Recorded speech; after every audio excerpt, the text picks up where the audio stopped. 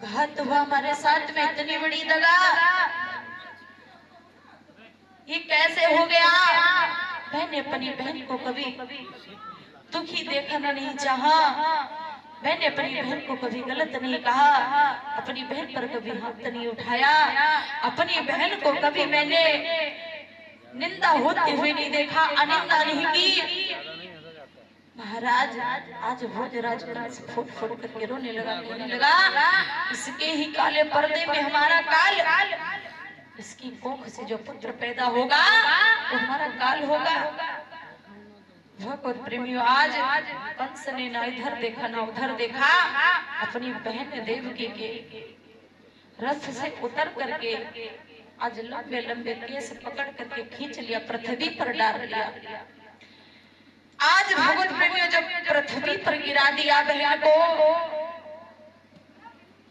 और कहने लगा ना रहेगा बांस ना बजेगी बांसुरी, ना बहन जिंदा रहेगी ना काल धरती पर आएगा, मैं अपनी बहन को ही खत्म कर दूंगा।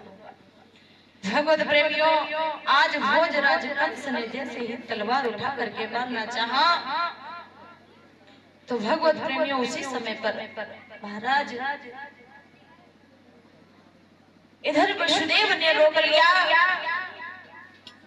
हे महाराज कंस, भोजराज कंस, तुम अपनी बहन को मत मारो, तुम्हारी बहन का क्या कसूर है? कसूर तो इसकी संतान का है, तेरी बहन का कोई कसूर नहीं, अपनी बहन को छोड़ दे, क्योंकि ये हमारी धर्म पत्नी है। एक तरफ मित्रता, दूसरी तरफ साला और तीसरी तरफ धर्म पत्नी। भोजराज कंस, तुम अपनी बहन को छोड़ दो, मैं तुमसे वादा करता हूं कि जो भी देवकी के गर्भ से संतान पैदा होगी मैं तुमको देख करके जाऊंगा, आज वादा करता हूं। महाराज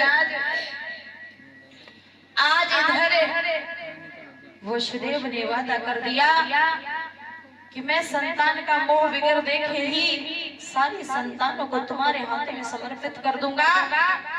1 से लेकर 8वीं संतान तक मैं संतान का मोह नहीं करूंगा, लेकिन अपनी बहन को मत मारो।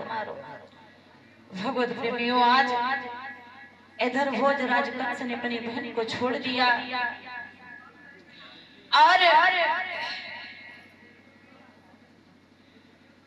जब बहन को छोड़ दिया तो बहन को जेल में डाल दिया, बहन को कारागार में डाल दिया। आज महाराज वसुदेव भी जेल में हैं, मैया देवकी भी जेल में हैं। भगवत प्रेमियों, धीरे धीरे समय व्यतीत होने लगा। मैया देवकी के पहली संतान पैदा हुई। जब पहली संतान पैदा हुई तो भगवत प्रेमियों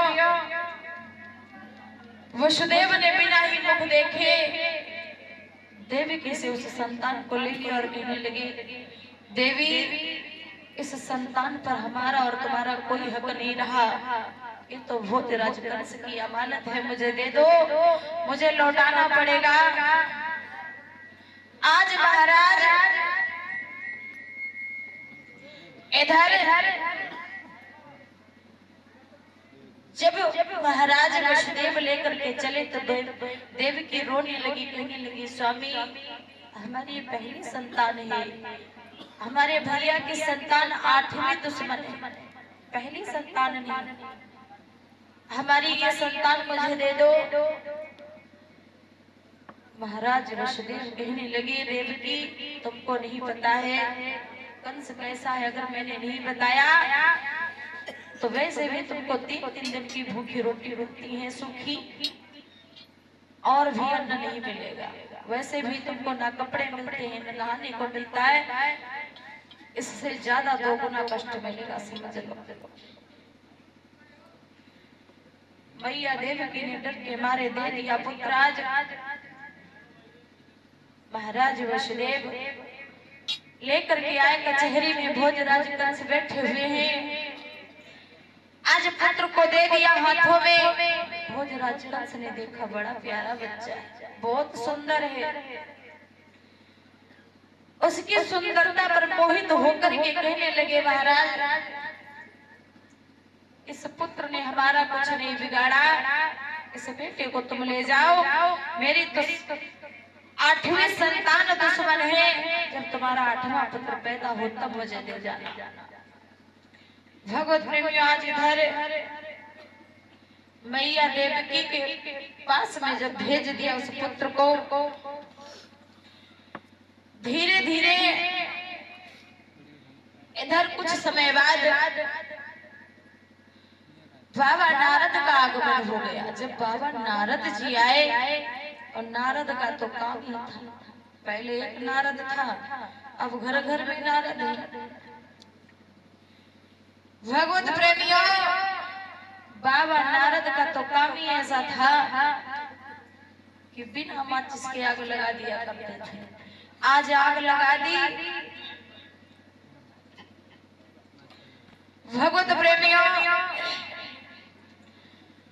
देखा कि कंस उदास बैठा है, पूछने लगे महाराज क्या हुआ, क्यों उदास बैठे हुए हो, क्या कारण है। भोजराज कंस ने सारी व्यथा बताई। हे बाबा नारद, मैं इसलिए दुखी हूँ